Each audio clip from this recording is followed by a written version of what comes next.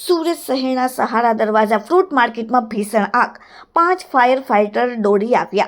શહેરના સહારા દરવાજા વિસ્તારમાં આવેલી મહાત્મા ગાંધી ફ્રૂટ માર્કેટમાં આજે વહેલી સવારે ભીષણ આગ લાગવાની ઘટના બની હતી।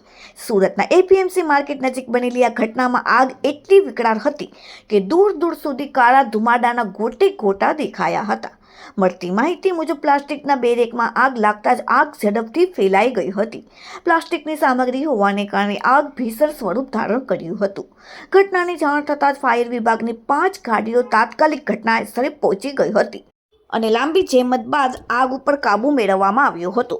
આ બેરેક દુકાનદાર દ્વારા સુરત મહાનગરપાલિકા તેમજ મસ્જિદની જગ્યા પર ગેરકાયદેસર કબજો કરીને ઊભા કરાયેલા ટેમ્પરરી સ્ટ્રક્ચર હોવાનું પણ જાણવા મળ્યું છે।